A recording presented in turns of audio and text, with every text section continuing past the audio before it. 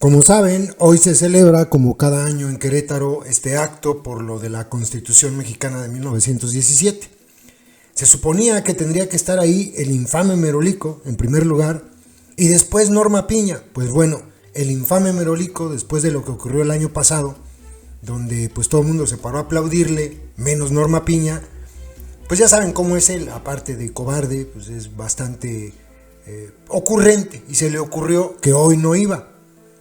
Pues Norma Piña tampoco fue. O sea, es una cosa de locos. Fue en su representación, en representación del infame Merolico, Luisa Alcalde, la que es secretaria de Gobernación, no por mérito, sino porque sus papás son compadres de López. Hay que recordarlo siempre.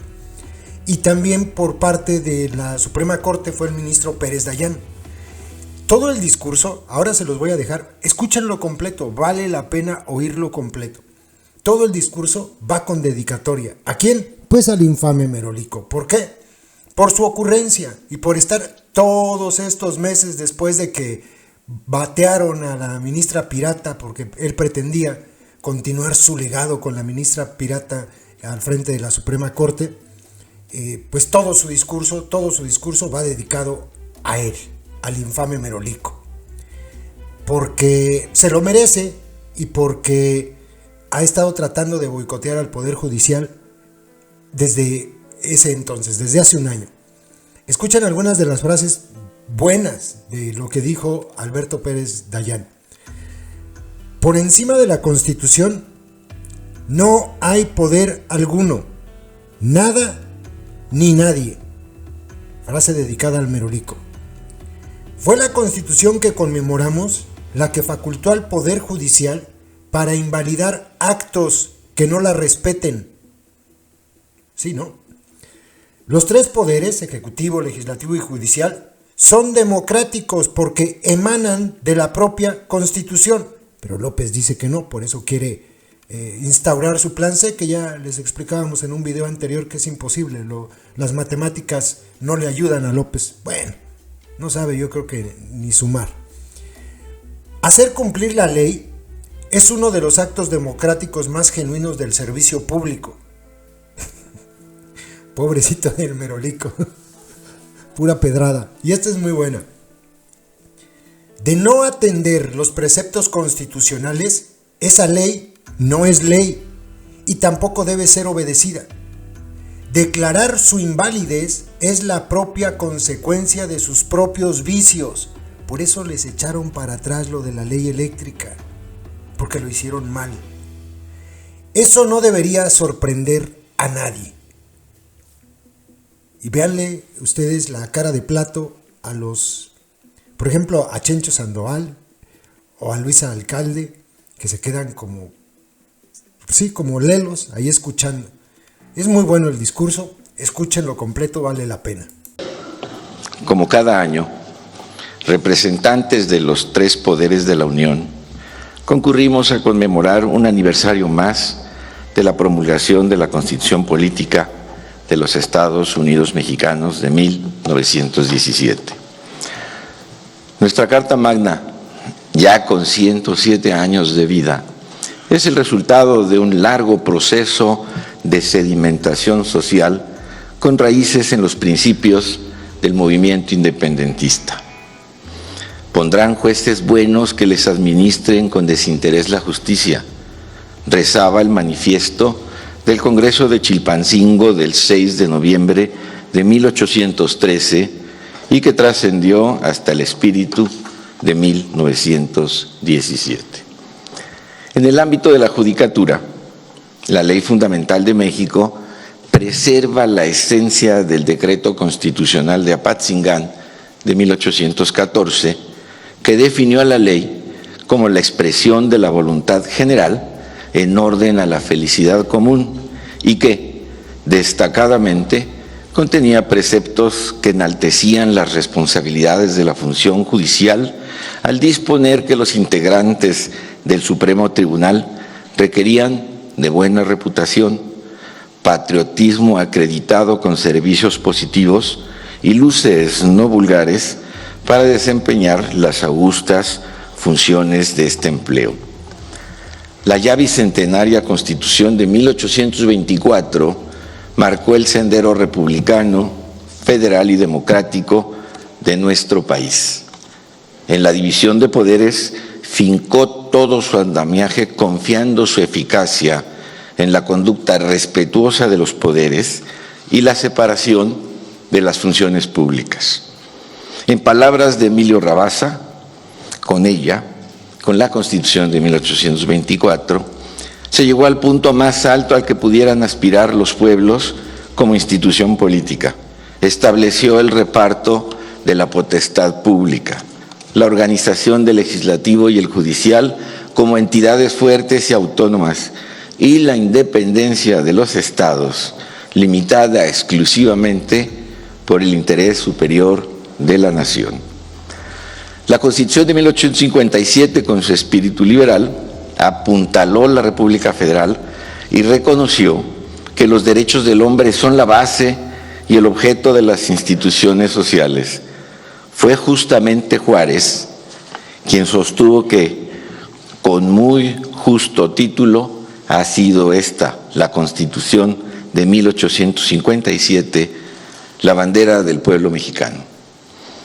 Hace 107 años aquí, y bajo el liderazgo de Carranza, diputados de toda la República se reunieron para reformar, en principio, la Constitución de 1857. Los debates suscitados en este recinto condujeron a un nuevo documento. Así, la redacción de la Ley Fundamental de 1917 y su discusión son parte ineludible del patrimonio jurídico y social que concentró el constitucionalismo mexicano, trascendiendo ahora ya un siglo de su vigencia. En esta tribuna, y refiriéndose al Poder Judicial, Paulino Machorro y Narváez dijo: el magistrado no es igual al diputado o al senador. El magistrado es radicalmente distinto. Él no va en el ejercicio de sus funciones a representar a la opinión pública. No va a representar a nadie. No lleva el criterio del elector, lleva el suyo propio. Simplemente se le nombra como persona en la cual se cree que se reúnen ciertos requisitos indispensables para llenar una función social. Continuaba diciendo: él tiene que obrar en su función precisa, obrar quizás hasta contra la opinión de los electores. La esencia misma de la magistratura es muy distinta de la función social que ejerce el representante político. Hay que alejar al Poder Judicial de la política y no arrojarlo al fondo de ella para que no resulte un juego de las pasiones. Agrego yo, militancia y judicatura no son afines. Estas palabras se repiten hoy en este recinto 107 años después. Si, como señala el jurista Miguel Godoy, el sentido de la Constitución debe ser construido y definido colectivamente entre el pueblo y las instituciones de la sociedad, es entonces donde cobran mayor importancia las palabras del primer jefe del ejército constitucionalista al Congreso Constituyente, que dijo: ahora solo nos queda la obligación de ir a la práctica de la ley suprema que acaban de sancionar aquí, llevándola en nuestras manos como la enseña que nos hará grandes, justos y respetados entre los demás pueblos de la tierra. La Constitución es una ley fundamental y así debe ser considerada por los jueces, escribió Alexander Hamilton en 1788.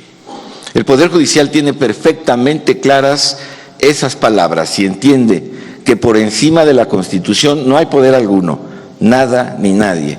No permitamos que esto se olvide o se confunda.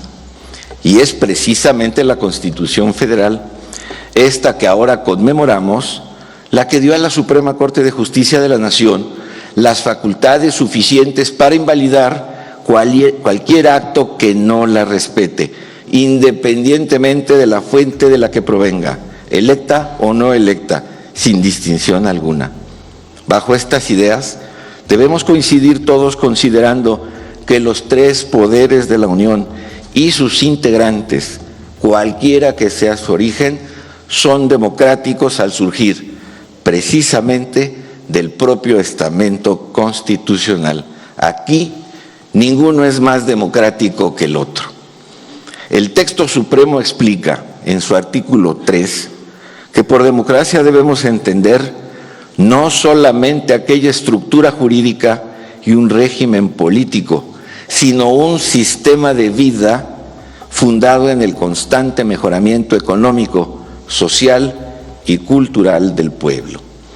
Cada sentencia del Poder Judicial que obliga a quienes no cumplen con el mandato de la Constitución o de la ley a realizar lo que éstas prescriben, representa un acto democrático que honra la confianza popular en él depositada.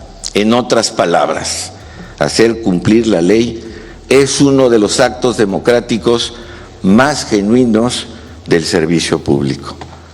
Defender a la Constitución es defender al pueblo mismo, aunque no siempre se quiera atender así. Duele escucharlo, lo sé, pero más doloroso sería dejarlo pasar. En el sistema dibujado por el constituyente reunido aquí hace más de un siglo, se entendió nítidamente que la participación ciudadana y la legitimación de las instituciones se entrelazan de manera indisoluble. El Tribunal Constitucional, creado décadas más tarde, es el intérprete lúcido de la voluntad popular materializada en la norma que le permite y obliga a asegurarse de la conformidad de las leyes y sus procesos de creación con los preceptos supremos. De no atendernos, esa ley no es ley y tampoco debe ser obedecida. Declarar su invalidez es la consecuencia de sus propios vicios. De esto no debe sorprenderse nadie. Señoras y señores, este honorable Teatro de la República espera cada 5 de febrero a que los poderes de la Unión, de cuerpo presente, rindan cuenta del ejercicio de su juramento constitucional. De cara a la historia, demostrar que celosamente han guardado y que han hecho guardar la Constitución y las leyes que de ella emanan. La cita aquí entonces es y debe seguir siendo ineludible frente al espíritu constituyente inmortalizado en su recinto histórico. El Poder Judicial cumple su cita y da cuenta puntual de su encomienda con independencia, con autonomía, con honradez, con imparcialidad, libre de remordimientos y siempre comprometido con su vocación democrática. No lo duden ni un momento. Hay Constitución, que viva la Constitución de México. Muchas gracias.